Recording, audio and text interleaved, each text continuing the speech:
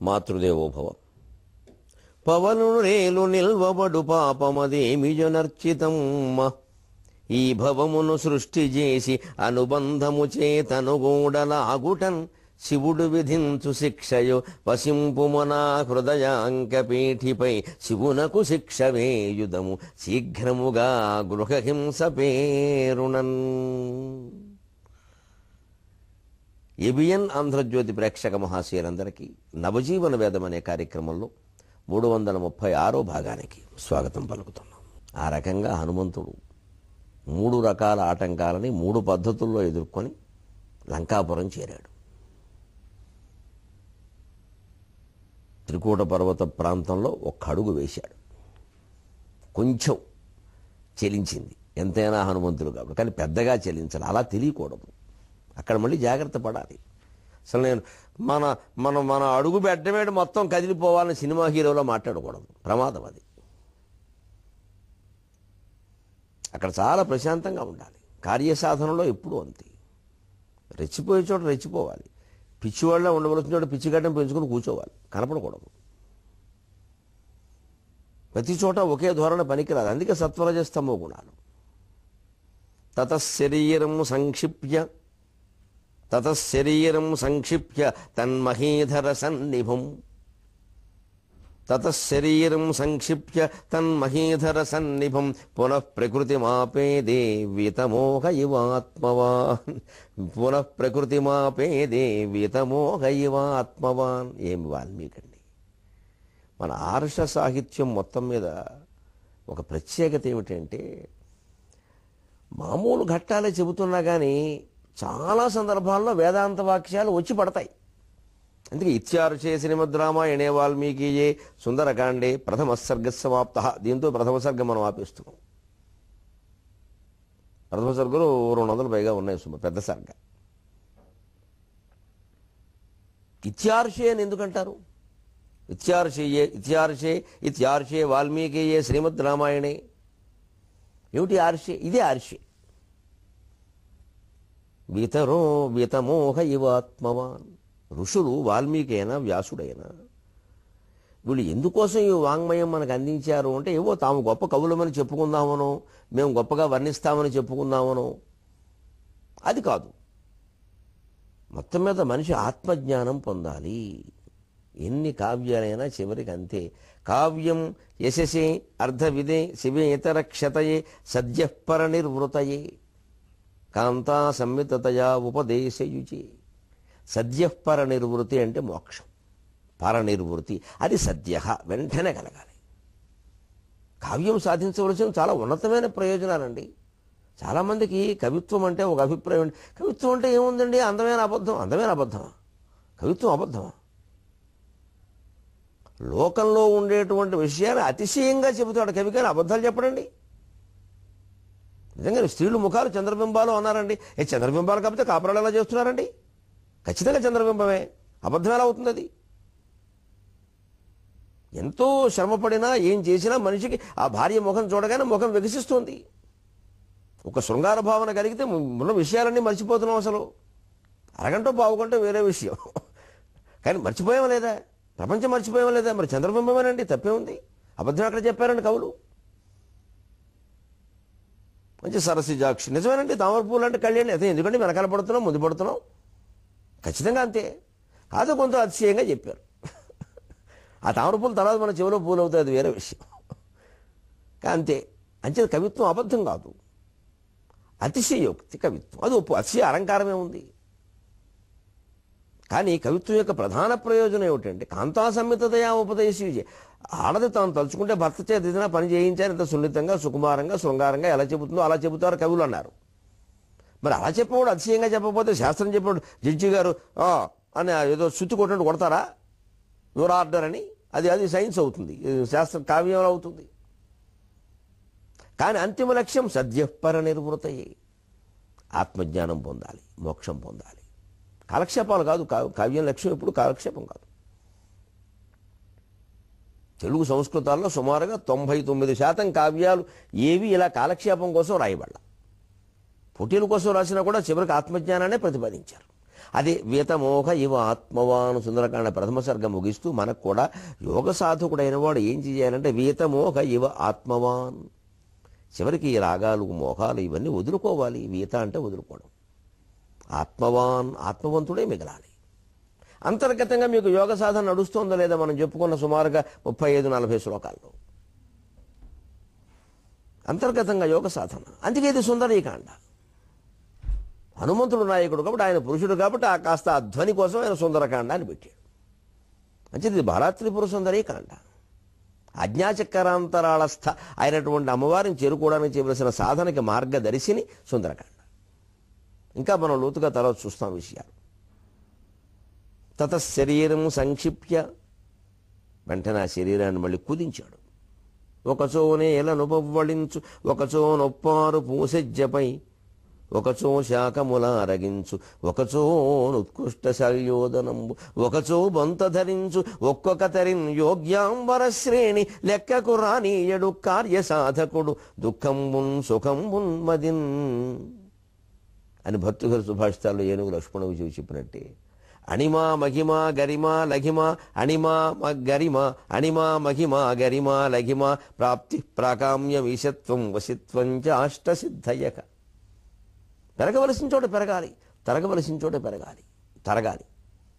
బరువు ఎక్కవలసిన చోట బరువు ఎక్కాలి, తేలిక అవ్వవలసిన చోట తేలిక అవ్వాలి. జీవితమే అంతా సంకోచ వ్యాకోచాలకి అవకాశం ఇవ్వాలి. ఎలాస్టిక్లా ఉండాలి జీవితం, ప్లాస్టిక్లా అయిపోకూడదు. ఎలాస్టిక్, ఆంగ్లం మాట్లాడినందుకు మన్నించండి కానీ మంచి పదాలు కదా, మరి ప్లాస్టిక్లా ఉండకూడదు, ఎలాస్టిక్లా ఉండాలి. సాగవలసిన చోట సాగాలి, తగ్గాలంటే తగ్గాలి. రెండూ ఆనందం కోసమే, రెండూ మన ఆనందం కాదు, ధార్మికమైన ఆనందం. సమాజం మొత్తం బాగుండాలి మనతో, మన వ్యక్తిగత ఆనందం సమస్య కాదు. దాంతోపాటు ఇది ఉంటుంది. మన ఆనందం కోసం ఎప్పుడూ ఇతరుల జీవితాలను ఇబ్బంది పెట్టకూడదు. అందరం కలిసి పొందేదే ఆనందం. మన పక్కనే తిండి లేక చచ్చిపోతుంటే చిన్న బీద బిక్కి మనం భవనాల్లో కూర్చొని ఏసీ వేసుకుని ఎలా తింటామంటే అసలు ఆనందం ఎప్పుడు 10 మంది కలిసి పంచుకుంటేనే బాగుంటుంది. మంచిది ఇదంతా అందుకోసమే. దానికి ఆత్మవాన్, మనిషి ఆత్మవంతుడు కావాలి. ఆత్మవంతుడైన మనిషి ఎప్పుడూ డబ్బు కోసం తాపత్రయపడడు. డబ్బు కోసం తాపత్రయపడకపోతే ప్రపంచం ఇంత కుళ్ళిపోవలసిన పని లేదు. వాళ్ళు చూస్తున్న డబ్బు తప్పితే ఇంకేమీ లేదు అసలు. చిన్నపిల్లలకు కూడా డబ్బు గురించిన ఆలోచనలే. టీవీల్లో కార్యక్రమాలు అంతే. మీకు 10,000 ఇస్తాం, మీకు 1,00,000 ఇస్తాం, మీకు 1,00,000 ఇస్తాం, అంతే మా మాయలో పడండి. మీకు సత్యం నేర్పుతాం, ధర్మం నేర్పుతాం, ఒక కార్యక్రమం పెట్టమని వాడు పెట్టరు, మనం చూడం. ఎవరికి కావాలి సత్యధర్మాలు ఏమిస్తాడో చెప్పమను, ఇచ్చింది ఏం చేసుకుంటాం? కడుపు నొప్పి. ఇది ఆత్మవాన్. మనిషి అంతిమంగా ఆత్మవంతుడు కాకపోతే, హనుమంతుడైతేనే ఆత్మవంతుడు అవుతారు, హనుమంతుడైతేనే బుద్ధిమంతుడు అవుతారు. ఎందుకంటే హనుమంతుడు బుద్ధిమంతుడు, హనుమంతుడు ఆత్మవంతుడు. ఎంతమంది ఆత్మవంతులైన మనుషులు దేశంలో పెరిగితే అంత బాగుంటుంది దేశం. మా తాపత్రయం వల్ల దానికోసమే. అంతేగాని ఇదేదో ఒక వ్యక్తి వల్ల, ఒక సంస్థ వల్ల, ఓ శాసనసభలో చేసే చట్టం వల్ల అయ్యే పని కాదు ఇది. మనిషి ఆత్మవాన్, వీతమోహ ఇవ ఆత్మవాన్. నేను అందుకే చివరితో మొదలు పెడతాను. మోహాలన్నీ వదిలేసినటువంటి ఆత్మజ్ఞానిగా మనిషి మారవలసిందే. సుందరకాండ సారాంశం అది. తతశరీరము సంక్షిప్య, తగ్గించేశాడు. ఎందుకంటే ఇక్కడ లంకలో రహస్యంగా ప్రవేశించాలి కానీ నేనండి హనుమంతుడిని రావణాసుడికి చెప్పండి, వాడు గుండెలు అదర కొడతారని. నేను సినిమా పాట పాడకూడదు ఇక్కడ. ముందే ఓ 1000 మంది వచ్చి అదర కొడితే ఏం జరుగుతుందో తెలియదు. తతశరీరము సంక్షిప్య తన్మహీధర సన్నిభం పునః ప్రకృతి వాపేదే వీతమోహ ఇవాత్మవాన్. శరీరాన్ని సంక్షేపించి చిన్నదిగా చేసేట. ఎటువంటి శరీరం? మహీధర సన్నిభం, ఓ పర్వతం అంత శరీరం. మరి ఆ సురసను ఎదుర్కొన్నప్పుడు, పెంచినప్పుడు, తర్వాత మళ్ళీ సింహికర చంపినప్పుడు, ఇక్కడ సింహికర చంపిన ఉత్తరక్షణలో వచ్చి పడ్డాడు ఇక్కడికి. మరి అది ఎటువంటి శరీరాలు అవి? వాళ్ళని తప్పాలంటే ఎటువంటి శరీరం ధరించాలి? దాని నుంచి మళ్ళీ కిందకు వచ్చాడు. రావాలి. ఎప్పుడు నేను దిగిరాను దివి నుండి భూమికి అంటే కవిత్వం బాగుంటుంది, జీవితం బాగుండదు. దిగాలి. అందుకని సంక్షేపించి దిగొచ్చాడు. పర్వతంతో శరీరాన్ని ఆయన చిన్నదిగా చేసేసాడు. తతశరీరము సంక్షిప్య వీతరాగైవ సంక్షిప్య తన్మహీధర సన్నిభం పునః ప్రకృతి ఆపేది. తన సహజ స్వరూపాన్ని పొందాడు. పునః ప్రకృతిం ఆపేది. మళ్ళీ తన స్వరూపాలు తాను పొందాడు. అంటే ఢిల్లీకి రాజైనా తల్లి కొడుకే అని, ఎంత పెద్ద స్థానంలో మనం ఉన్నా, ఎంత అధికారంతో ఉన్నా, ఎంత డబ్బుతో ఉన్నా, ఎంత రాజసంతో ఉన్నా, తల్లిదండ్రులను దర్శించడానికి వెళ్ళాం, మన ఊరి ప్రజల్ని దర్శించడానికి వెళ్ళామంటే చాలా తగ్గి వాళ్ళ మధ్యలో కూర్చుని మాట్లాడాలి. అసలు ఏమడతామంటే పల్లెటూరు ఏమడతామంటే పల్లెటూరు గబ్బిలేయాలండి అలా మాట్లాడకూడదు, చాలా తప్పది. గబ్బిలేయల మధ్యలోనే మనం పెరిగాం. ఈ అబ్బిగాడు గబ్బిలేయల మధ్యలోనే పెరిగాడు. ఇది తప్పేమిటి? వాళ్ళని ఎందుకు మర్చిపోవాలి? ఇదే పునఃప్రకృతి మాపేది. మనం దేశానికి రాష్ట్రపతి కావచ్చు. మన ఊరు వెళ్ళాం, చక్కగా మనం చదువుకునే బడెరుగు మీద కూర్చుంటాం, గూడెరుగు మీద కూర్చుంటాం. అప్పుడు నా పక్కన కూర్చున్నవాడు ఏడరా వాకలపూడి రామకృష్ణ లేడని అడుగుతాను. సరదాగా వాడు సంతోషిస్తారు, ఉన్నా లేకపోయినా. అయ్యో ఆయన పేరు చెప్పారండి, ఈయన అంత గొప్ప ఆయన, వాడెంత ధన్యుడు రా అనుకుంటా అని అనుకోని మనకు కావాల్సింది అదే. 10 మంది భుజాల మీద చేసి మాట్లాడితే వచ్చే నష్టం ఏమిటండి? మనకేమైనా అస్పృశ రోగం వచ్చేసిందే? ఓ పెద్ద దర్పం ప్రతివాడు ఇక్కడ. పునఃప్రకృతి మాపేది. మళ్ళీ మన మామూలు స్థాయిలోకి మనం వచ్చేయాలి. మీకు ఒక్కటే ఉదాహరణ, ఎన్ని సన్మాన సభలు ఎంతైనా జరగనండి. మాకు చాలా అనుభవాలు ఉన్నాయి కదా. ఏవో శాలువాలు కప్పుతారు, దండలేస్తారు, ఏవో ప్రశంసిస్తారు. ఇంతంత పొడుగు ఏకంగా చాలా పెద్ద ఇస్తున్నాయి మధ్య. వాటిలో కూడా భారీ పరిశ్రమ మొదలైంది. ఏకంగా పెద్ద పెద్ద పటాలు. ఇంక చివరికి మేము పట్టుకురాలేక మళ్ళీ వాళ్ళని చేర్చండి బాబు అని చెబుతున్నాం. ఎక్కడ పట్టుకెడతాం ఇవన్నీ? ఎందుకంటే అదో గౌరవం, ఏదో వాళ్ళకేదో అంత భారీ పరిశ్రమ ఉంటుంది. ఇవేవీ కూడానండి నిజానికి ఇంటికి వచ్చిన తర్వాత మన లొంగి మనం కట్టుకుని, ఎర్రంచు తెల్ల లొంగి కట్టుకుని, జబ్బల బనీను ఒకటి వేసుకుని, ఫ్యాన్ 5లో పెట్టేసి సుఖంగా ఒక్కసారి హాయిగా గాఢ నిద్ర అలా పడుకుంటే ఒక 5 నిమిషాలు కలిగే ఆనందం, ఈ సన్మానం ఎందుకు పనికిరదండి దాని ముందు. ఆ సుషుప్తిలో కలిగే ఆనందం ముందు ఈ సన్మానాలు ఏవీ పనికిరవు. అదే వీతమోహ ఇవ ఆత్మవాన్. నిజంగా శంకరాచార్య లాంటి మహాతత్వవేత్తలు తమ గ్రంథాల్లో చెబుతారు ఒక మాట, యోగ వాసిష్టంలో కూడా ఉంటుంది. మనిషి నిజమైన ఆనందం ఎప్పుడు పొందుతున్నాడు అంటే, రమణ మహర్షి లాంటి వారు కూడా ఏమన్నారు అంటే, గాఢ నిద్ర చూసుకోండి మీకు లెక్క. ఎందుకు ఆనందంగా ఉంటున్నారు? ఎందుకు ఆనందంగా ఉంటున్నారు? గాఢ నిద్రలో మనం అంటే కలగూడా లేని గాఢ నిద్రలో మనం ఉన్నప్పుడు మనకి ఎంత సంపద ఉందో మనకి తెలియదు. మన భార్య ఎలా ఉందో, భర్త ఎలా ఉన్నాడో, అందంగా ఉన్నారో, ఐశ్వర్యంతో ఉన్నారో మనకి తెలియదు. మనకి దుఃఖాలు ఉన్నాయో, సుఖాలు ఉన్నాయో తెలియదు. కానీ మనం ఒక్కళ్ళమే ఉన్నాం, ఎవరూ లేరనడానికి వీలు లేదు. ఎందుకంటే పొద్దున్న లేచాక అమ్మయ్య ఏమీ తెలియదు, సుఖంగా పడుకున్నాం. ఆ ఏమీ తెలియదు అనడం అజ్ఞానం, సుఖంగా పడుకున్నాం అనడం ఆనందం. ఈ అజ్ఞానానికి ఆనందానికి సాక్షి అయిన వాడు ఉన్నాడుగా, అది ఆత్మ. వీతమోహ ఇవ ఆత్మవాన్. ఆ మన ఆత్మలోనే మనం ఉన్నప్పుడు అంటే మనకు తెలియకుండా జరిగిపోయింది. ఆ ప్రక్రియ రోజు జరుగుతుంది. అది తెలిసి జరగడమే సమాధి స్థితి, తెలియకుండా జరిగితే నిద్ర. ఆ తెలిసి రామచింతన చేయవి, ఎరిగి కుయ్యో మంచుని పదంబు అంటారు తిరుపతి వెంకటగౌడు. పడిశంబో తలనొప్పియో జ్వరము సంప్రాప్తించుచో వైద్యులందడు లాభమొగల్గి నన్గలుగు. చమత్కారమైన పద్యం రాస్తారు వాడు అమ్మవారి గురించి. కామేశ్వరి శతకం రాశారు ఏకంగా మహానుభావులు. పడిశంబో తలనొప్పియో జ్వరము సంప్రాప్తించుచో వైద్యులందడు లాభమొగల్గి నన్గలుగు. దుర్దాంతంబులము దుఃఖముల్ కుడువన్ దాపకుచో. అమ్మా జగన్మాత, దుర్దాంతంబులము దుఃఖముల్ కుడువన్ దాపకుచో నరుండెరిగిత కుయ్యో మొరోయంసు నీ అడుగుల్ బట్టుటయే రుజాపనయనోపాయంబు కామేశ్వరి. నీ అడుగుల్ బట్టుటయే రుజాపనయనోపాయంబు కామేశ్వరి. ఎరిగి అంటారు వాళ్ళు. ఏదో రొంపో దగ్గో వస్తే ఎంత చమత్కారంగా చెబుతున్నారు. పడిశంబో తలనొప్పియో జ్వరము సంప్రాప్తించుచో వైద్యులను దడుపం లాభము కలిగినని కలుగు. జ్వరమో తలనొప్పో రొంపో వస్తే వైద్యుడికి ఏదో 100 రూపాయలు ఇస్తే 100 ఎక్కడండి 1000 ఇస్తే ఏదో 4 బిళ్ళలు బారేస్తాడేమో, తగ్గుతుంది, దానివల్ల ఏమైనా ప్రయోజనం కలగచ్చు. కానీ భవరోగమమ్మా, దుర్దాంతంబులవు దుఃఖములు గుడువన్ దాపకుచో. నమ్మిన వాళ్లే మోసం చేస్తే భయంకరంగా ఏడిచేటువంటి ఏడుపు ఉంది అమ్మా. నీకు తప్ప ఎవరికి చెప్పుకుంటామమ్మా?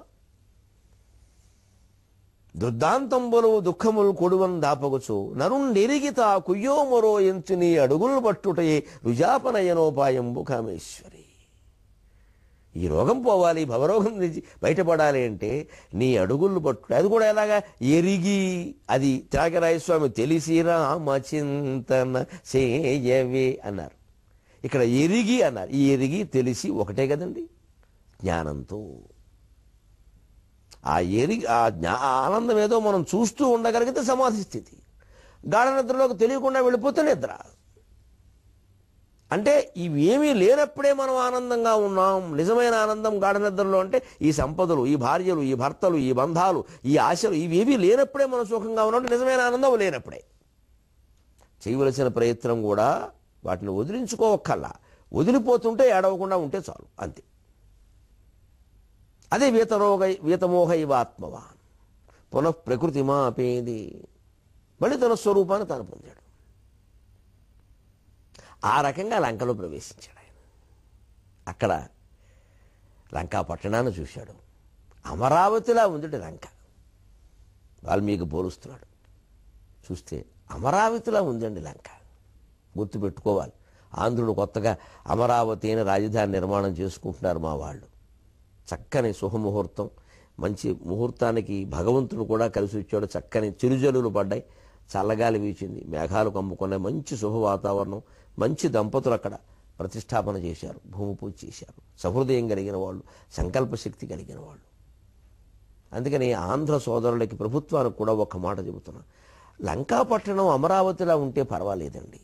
అమరావతి లంకాపట్టణం కాకుండా చూసుకోవాలి. రాక్షస ప్రవేశం జరగకూడదు రాజధానులకి. దుర్మార్గులైన వ్యాపారులు, దోపిడీదారులు, ప్రజలను దోచుకు తినేవాళ్ళు, వాళ్ళకి అవకాశాలు ఇవ్వకూడదండి రియల్ ఎస్టేట్ పేరు మీద. ఈ ప్రజల దగ్గర, రైతుల దగ్గర వాళ్ళు పాపం పాలమ్మి, పెరుగమ్మి, పుల్లమ్మి, పిడకమ్మి సంపాదించుకుని ఎకరం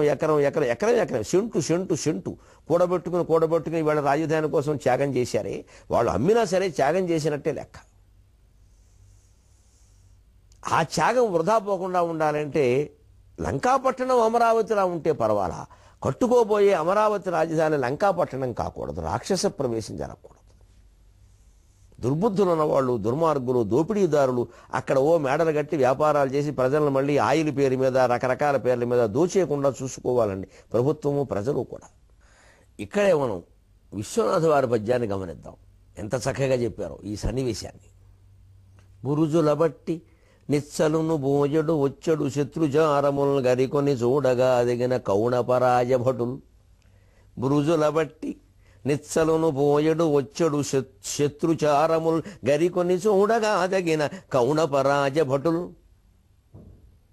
కౌణపరాజ భటుల్ ప్రమత్తులై గర్వము చేత వార్ధిపయ్యగాంచరు. గర్వము చేత వార్ధిపయ్యగాంచరు మారుతి వచ్చుటే ఎరుంగరు. గర్వము చేత వార్ధిపయ్యగాంచరు మారుతి వచ్చుటే ఎరుంగరు. పరిగుప్తయాత్రుడు ప్రకంపన సోనుడు చేరునంతకున్. పరిగుప్తయాత్రుడు ప్రకంపన సోనుడు చేరునంతకున్. ఒక గుప్తయాత్ర హనుమంతుడిది. అంతే, రహస్యంగానే వెళ్ళాలి దూత వెళ్ళేటప్పుడు. సభలోకి వెళ్ళవలసి వచ్చినప్పుడు బహిరంగంగా వెళతాం, అది వేరే విషయం. రహస్యంగా ఎందుకు వెళ్ళడం? రహస్యంగా తెలుసుకోవలసిన సమాచారాలు చాలా ఉన్నాయి. నేరుగా వెళ్ళి ఫలానా అన్నం, విమానాశ్రయం, స్వాగతాలు, 10 మంది ఎదురు వస్తే అసలు విషయాలు తెలియదు. ఎప్పుడు చుట్టూ ఒక కోటరీ అంటారే, కోటరీ అంటే రాక్షసి అని కూడా అర్థం ఉంది. కోటరీ అంటే రాక్షసి. భాగవతంలో వస్తుంది ఓ చోట, ఒక రాక్షసి పేరు కోటరీ. ఈ కోటరీగా చేరేవాళ్ళంతా రాక్షసులేనండి. వాడి చెవులు పిండెట్టేస్తారు, ఇంకెవరిని రానివ్వరు, మాట్లాడినవారు. పెద్ద మనుషులు అందరి దగ్గర చేరతారు, ముఖ్యంగా అధికార పీఠాల్లో ఉన్న వాళ్ళ దగ్గర. చాలా ఈ స్వామీజీల దగ్గర కూడా చాలా జాగ్రత్తగా ఉండాలి. పీఠాధిపతులు చేరనివ్వకూడదు అలాగే. ఈ నలుగురు ఏమిటి మనకి? అందరూ సమానమే. ఏమిటి ఈ నలుగురు గొప్ప? అందుకే ఎప్పటికప్పుడు మార్చేయాలి వాళ్ళని. అసలు పెట్టుకోవడమే తప్పు. నాకు అందరూ సమానం, నేను చూసుకుంటాను, మీరు వెళ్ళిపోండి అని చెప్పాలి. ఎవ్వరూ మనకి ఒక అనుబంధంలా ఉండాలి, బంధం కాకూడదు. చక్కగా పువ్వు ఇలా సోకినట్టుగా ఉండాలి, బంక అంటుకున్నట్టు ఉండకూడదు. అదే నిజమైన జ్ఞానం. ఈ కోటరీతో ప్రమాదం అండి ఇది. అందుకని ఇప్పుడు అధికారిక దౌత్యాలు ఉంటాయి చూడండి, అప్పుడు అన్నీ మంచి దృశ్యాలే ఉంటాయి. చక్కగా ప్రధానమంత్రి గారు వీరిని దగ్గర పెట్టుకుంటారు, తీసుకెడతారు, చూడవలసినవన్నీ చూపిస్తారు. ఓ పక్క మళ్ళీ వాళ్ళ టీవీల్లోనేమో అరుణాచల్ ప్రదేశ్ లేకుండా మనం మ్యాప్ వేసేస్తారు. మళ్ళీ మర్నాడే ఎక్కడో టిబెట్ నుంచి పక్క నుంచి దాడి చేస్తారు. అధికారిక పర్యటనలు ఇలాగే ఉంటాయి. అందుకే నిజమైన రహస్యాలు తెలియాలంటే రహస్య పర్యటన సాగాల గూఢచారులు అవసరం. హనుమంతుడు ఇక్కడ గూఢచారి, దూత కాదు. ప్రస్తుతం గూఢచారి, తర్వాత దూత. ఎంత రహస్యంగా పరిగుప్తయాత్రుడు ప్రకంపన సూనుడు అన్నారు. అందుకే విశ్వనాథ వారు గుప్తయాత్ర నేనా, రహస్యంగా తీసాడు. ఓ పక్కేమో ఇద్దరు గుండెలు పగలకొట్టి వచ్చాడు అక్కడ, ఇంకా ఎన్నో ఎదుర్కొని మైనాకుండా కూడా చంపినంత పని చేసి. ఇక్కడికి వచ్చేసరికి అంతా ప్రశాంతం అంతే అయిపోయింది. అలాగే ఉండాలి. దూత అంటే అంతే, గూఢచారంటే అంతే, ఎక్కడ తెలియకూడదు విషయాలు. అయ్యి బాబు, మృత్యుకటిక నాటకంలో చాణక్యుడు పంపినటువంటి గూఢచారులు ఉంటారు, ఒక 10 మంది ఉంటారు రాక్షస మంత్రి దగ్గర, మలయకేతువు దగ్గర, శత్రువుల దగ్గర. ఈ 10 మందికి 10 మందిలో 10 మంది ఎవరో వాళ్ళకి ఎలాగో తెలియదు, వాళ్ళు అక్కడ చేరిపోయారు. దానికి తోడు ఇంకా విచిత్రం ఏమిటంటే ఈ 10 మందిలో కూడా ఒకరికి ఒకరు వారు చాణక్యుడు గూఢచారనే విషయం తెలియదు. అంత జాగ్రత్త పడ్డాడు చాణక్యుడు. ఈ 10 మంది అక్కడ ఉంటూ కూడా వీళ్ళు ఒకరిని చూసి ఒకరు శత్రువుగానే భావిస్తారు. అందుకని మనలాగే వీడు చాణక్యుడు పంపితే వచ్చాడు ఇక్కడ చేరాడన్న విషయం తెలియదు. సిద్ధార్థకుడు, భాగురాయనుడు, క్షపణకుడు చాలామంది ఉంటారు. అందరూ చాణక్యుడు దూతలే. మొత్తం అసలు ఏదో అనుకుంటారు భ్రమలో, రాక్షసుడు మలయకేతు వాళ్ళ చుట్టూ ఉన్నవాళ్ళంతా వాళ్లే, కట్టుకున్న ఇల్లాళ్ళు తప్ప. అప్పటికే పెళ్ళయింది కాబట్టి. లేదా చాణక్యుడు అలాగే చేసేవాడు, ఏర్పడి ఏమి ఇబ్బంది లేదు. చంద్రగుప్తుడి మీదకి విషకంజన తయారు చేసి పంపిస్తే పర్వతకుడి మీద పంపించాడు దాన్ని. ఏం తెలివితే ఎట్లండి, అంత ధర్మం కోసమే. కౌటిల్యం అంటే ఎలాగా, కౌటిల్యం ఉండాలి ధర్మం కోసం. హృదయం మంచిదే ఉంటే కౌటిల్యం కూడా తప్పలేదు. వ్యూహం తప్పదు ఎప్పుడు, ధర్మం కోసం. అది ఎవరినో వంచేయడానికి, ఎవరినో నాశనం చేయడానికి కాదు, దేశం బాగుపడడానికి. అది చాణక్యుల వ్యూహం. అలాంటిది ఎప్పుడు అవసరమే గూఢచర్యంలో ఉండాలి. కానీ బురుజుల బట్టి కోట బురుజుల మీద నిలబడతారు సైనికులు. వాళ్ళ పని ఏమిటి? నిత్సలును పోయడు వచ్చడు శత్రుజారమున్ గరికొని చూడగా దిగిన కౌణపరాజ భటులు. కౌణపరాజు, ఇది చిత్రమైన మాట. కొత్త పదం వాడకపోతే, నిఘంటువులోంచి పదం తెచ్చి వాడి దాన్ని ప్రసిద్ధం చేయకపోతే విశ్వనాథ వారు కాదు. కౌణపరాజ భటులు. కౌణపులు అంటే రాక్షసులు, కౌణపరాజు అంటే రాక్షసరాజు రావణుడు. ఎందుకు కౌణపులు అంటే రాక్షసులు? కుణపహ అంటే శవం, వాళ్ళు శవాలను కూడా తింటారు, అందుకని కౌణపహ అంటారు. నరమాంస భక్షకులు అంటే ఏమిటి? బతుకుండగా తింటారు ఏమిటి? చంపేకే కదా తినేది, చంపితే శవమేగా. అంచేత కౌణపులు. కుణపహ అంటే శవం. మనలో చాలామందికి తెలియదు, మనం వాడం.